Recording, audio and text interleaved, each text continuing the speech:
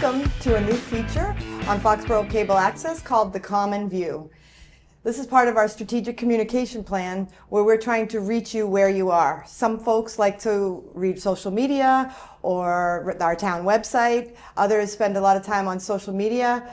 But this is an effort to reach you in your home. Maybe hopefully you're on your couch. So let's get going and talk about what's important in our community. This is a new series that we're offering, and it'll be offered on a regular basis. They're meant to be very brief, but just bring some subjects to you that we know you're interested in. And if you ever have a subject you'd like us to look into offering, please contact Maura Buckley, and her contact information is on the town's website. So the videos, as I said, are meant to be brief, and today's segment, we're going to provide updates on two very important topics that we know the community would love to hear about. The first is the new community center at 76 Main Street, and the second is our DPW expansion. So just to remind you all, last year the town invested in two major community projects. The former church at 76 Main Street was purchased for a price of $2.5 million with $700,000 set aside for additional work. And later we secured another $650,000 from free cash through the capital improvement plan to finalize the building improvements. Now the DPW renovation and expansion is estimated at $16 million. So today I'm joined with Mark Craig, our Director of Human Services, and Chris Gallagher, our DPW Director, to walk through some updates and give the community some important information. We also have some video they'll be running on the screen, and I know at the community center you can always ask for a tour or just go visit it. DPW is not quite open yet, but stay tuned for that. So first of all, I'm going to start with you, Mark. Can you remind us when you and your team moved into the community center and how it's been operating since then? Sure. So the senior center closed on May 1st. Yep. Opened for 27 years. And then 2 weeks later, we opened at the new community center. That was May 15th. Since May 15th, we've had over 1,500 people walk through the door. Of that, 300 people were new. They never participated in a senior center program, never participated in a Foxborough rec program.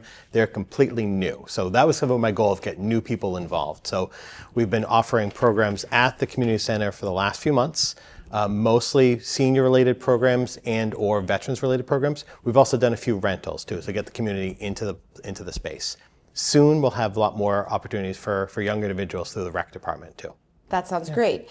So you've been, I know this, but for the community to know, you've been working on one level, the upper floor, while we wait for the elevator. But can you tell us, as you look ahead, what do we expect the lower level to bring and to be used for, and how do you see it working? So the upper floor, which you're seeing in the video here, is basically a large auditorium that can seat 150 people, Heroes Hall, where it's great for exercise spaces, it can be turned over multiple times throughout the day, and a nice little dining area, Evie's Place, that Evie Mom donated a substantial amount of money to turn it into a 1950s diner. So we've had all of our programs operate out of 3 spaces, which has been challenging because sometimes we'll have a program of just 4 people playing chess in a room that could seat 150 people. So we're really looking forward to getting downstairs, which is happening in just a month, in the beginning of November. We have some smaller classroom-sized rooms.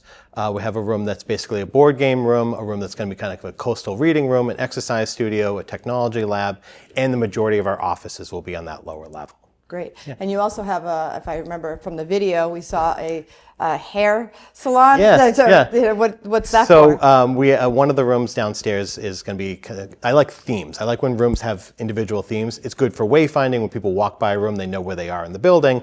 It is a large building. It's 17,000 square feet. So one room is themed after like an early 1900s barbershop. Mm-hmm. We do have, for many years, we've done haircut appointments at the senior center. That's continued at the community center. There's also Reiki, blood pressure. So back in the early 1900s, a barbershop would also be minor medical procedures happen. So that's where we're doing a lot of our individual programs. We have shine counseling. We have a lot of things that are smaller hearing appointments in a small room. I just like to have a theme at early 1900s barbershop. That's great. Yeah. Now you mentioned the lower level will be opening in about a month. Yes. And I know the answer to this, but I'm going to ask you for everyone else to hear. Will there be any limitations when you open that lower level? And can you explain why? Sure, yeah. So obviously we've been in the building for a few months now. We heard as to the sort of geotechnical design of the elevator was going to take a little bit longer than we'd expected. So we had an opportunity to either stay on that lower level, stay on the upper level, or utilize both upper and lower level before an elevator came to be. So I polled about 100 seniors that came to a program and said, look, we can operate just the way we've been doing the last few months. It can be challenging at times, or we can have both levels open. And with that, the only limitation is if you can't do stairs, you're kind of walking out one door, walking up a ramp, and then up another ramp into the upper floor. So if you're coming in a program in the lower level and then leaving, it's not a problem. If you're going to a program in the lower level and then upper level, it can be a little bit. You know, walking, it's like basically back in high school, you're kind of walking down a long hallway, down another hallway, basically just to get to your next class. And that's going to be challenging for a few months, but the seniors overwhelmingly said they are ready to use the entire building. And that provides an opportunity for us to bring over Foxborough Rec, have programs for younger people, and utilize the entire 17,000 square feet. That sounds great. We all know that the elevator has been an important conversation. So do you have any information on the timing? And I know we're sort of beholden to consultant and other schedules, but do we have an idea of when we're looking at? Yeah, so the elevator is being designed right now. The elevator shaft is being designed. It's also being built. The elevator actually itself is being built now. We have to worry about the timing of weather, if digging and then building a concrete shaft. So not really sure, hoping early next year. It's certainly not going to be in the next 6 weeks. That's what we definitely know. Okay. Yeah. But sometime in November, we do expect both floors to be operating. Those with mobility issues might have to go outside to access the ramps, but the majority of people will be able to use stairs and traverse first floor, second floor type thing. Exactly. And we've done a great job of making sure that those that need to traverse between floors know exactly where their program is. So they don't expect their program to be on the lower level and then they find out it's in the upper level. They'll know long before they come to the building. So in each of our program guides, it will say upper level, lower level, people will know. Okay. And if a program needs to be changed and we need to let people know, we just send a robocall out to let the entire community know. So it sounds like you have a good plan. Yeah. So last question for you. What's your vision for the community center, say once we have the elevator, once all the construction's completed, what do you see and how do you see it benefiting our community? Yeah. So the community center, it really is a place for everyone, right? The senior center was designed for the seniors. When veterans moved over there, some veterans came. Recreation has had places either at Booth or in public fields. This is a place for everyone in the entire community. So whether they're coming to one of the programs that are offered by the Human Services Department or a building rental. We've had a number of piano recitals in the space. We have a couple of Diwali celebrations. So whether it's a public or private rental, anyone in the community can rent the space out. It is available for everyone. Boy Scouts meet there every single week. So we're getting a lot of new people into the space because it really is for every single person in town to use in their own way. That's great. Yeah. I'm going to throw a question I didn't put on my script, but as community members, I know some community members have programs or skills they might want to offer. Yeah. For example, in my community, I'm taking a yoga class with a woman that lives in town that she teaches it. Yeah. Is our residents able to also propose those type of programs? Yeah, so we have, it's called a program proposal. Okay. All a resident has to do is fill out the program proposal and it goes to each individual. So if it's for seniors or human services clients, it goes to me. If it's for veterans, it goes to Michelle Hamilton, the Veteran Service Officer. And if it's for younger individuals, it goes to Kristen Peller, the rec director. We work with the person who wants to do a program. We get it advertised, we get people to sign up, and it actually can be a moneymaker for someone. So they actually, the way that it's designed is the person running the program gets to keep 80% of the money that comes in for the class. Check comes from the town a few weeks after the program. The residents who join the program get to learn a new skill, like you're learning yoga, and everyone's happy all around. Great. Yeah. Well, we're so excited, and you've done a great job so far. Thank you. Seeing the video, I hadn't seen the first floor, and seeing the game room, I think the community is really going to like all the features. And if you haven't seen Heroes Hall or Evie's Place, I mean, please take a visit. It's great over there, and everybody's so happy. So.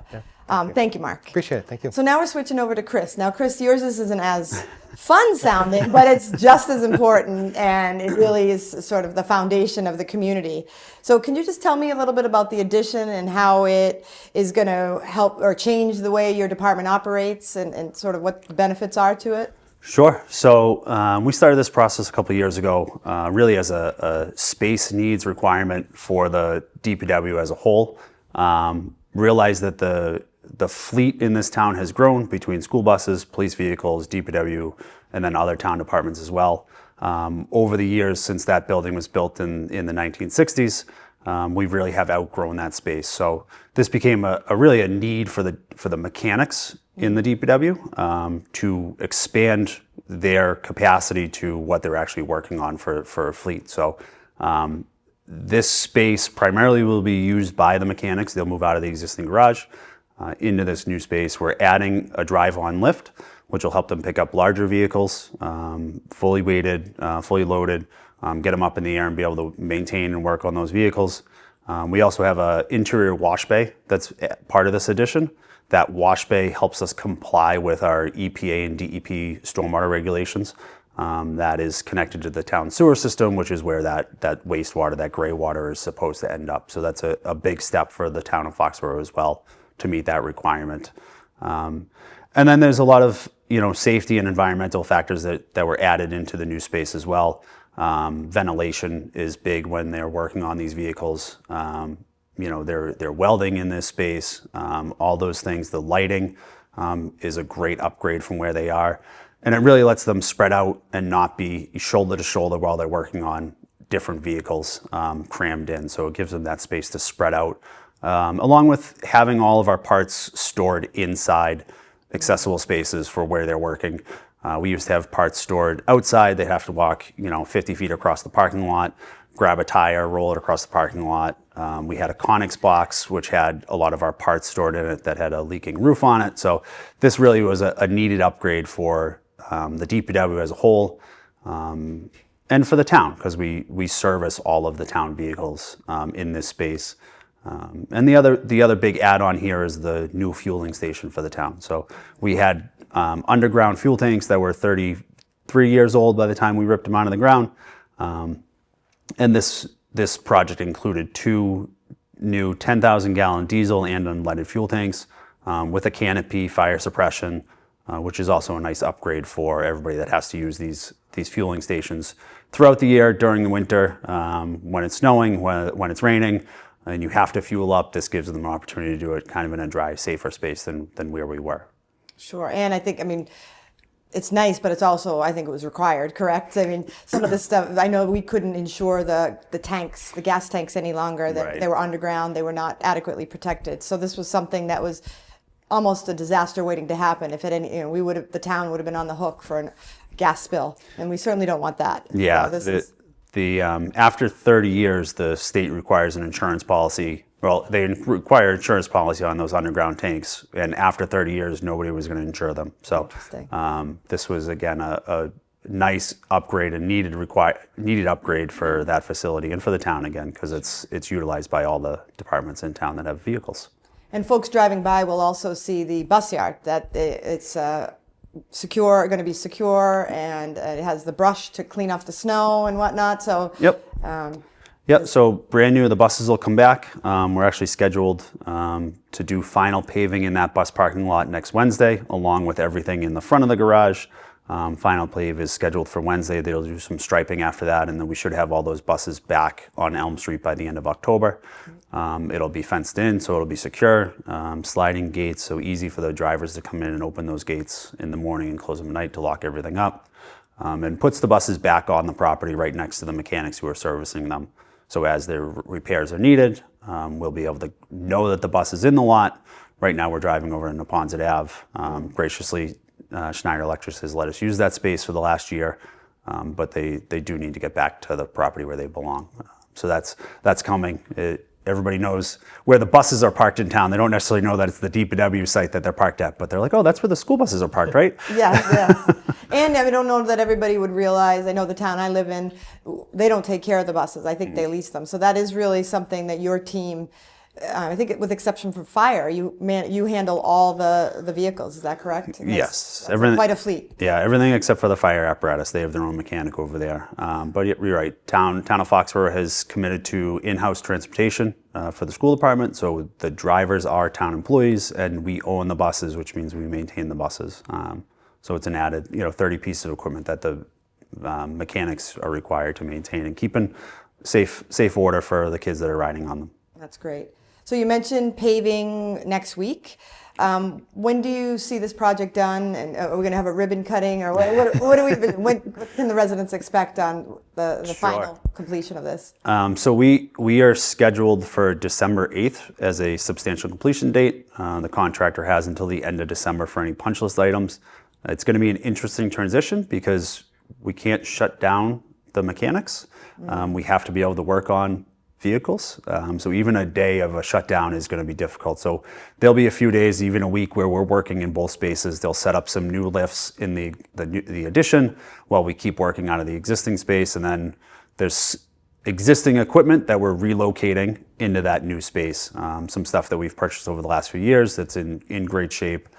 There was no reason to replace it. So that's going to be part of that transition too, is taking equipment that we have out of service for a day or two, moving it into the new space and getting it set up, all while trying to continue to maintain school buses and police cars and DPW fleet. So it's got to be that busy, huh? I mean, a day down would really, it will, yeah. Would carry a lot, wow. But we are seeing completion on some of the items. Like I said, the fuel station is up and running now. So all the vehicles are using that new fueling station. About 90% of the landscaping has been completed. So if you drive by, they expanded that island at the edge of the parking lot between Elm Street and the parking. There's very, very nice landscaping. They hydro-seeded. The grass is actually starting to grow after only about 2 weeks, which is great to see. And they're also working on some more site work. There's some drainage infiltration upgrades that were part of this project as well. So the stormwater will actually get infiltrated back into the ground. They're doing a lot of that work actually this week and next week so that they can start finalizing all the site work on the backside of the garage. And then every day the subcontractors, they're busy, they're working around each other, and there's 3 or 4 lifts in the garage at the same time, and they're up in the air, they're on the floor, they're in the mezzanine, they're everywhere trying to get this project done by December 8th. And I want to give you credit. I know you've been the OPM for this project while you juggle the 4 other million things you have to do. So thank you. And obviously the Permanent Building Committee has worked hard on this project. So thank you for that. So this is an update on our recent investments. I am going to go rogue again and mention that the old senior center, we get a lot of questions about that and what are we doing with it. So at this point, we're getting ready to go out for procurement to get an appraisal done.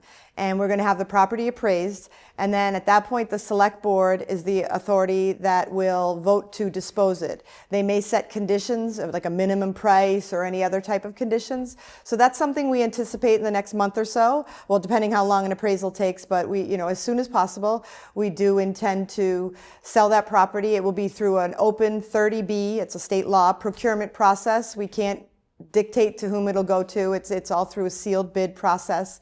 And it would go to the highest bidder that meets the conditions. So that is the plan for the current building. We did have a tenant in there until September 15th, so it has not sat empty. So that was a benefit to the community by having the Walnut Knoll folks rented it out and used it until they moved into their new building over on Walnut Street.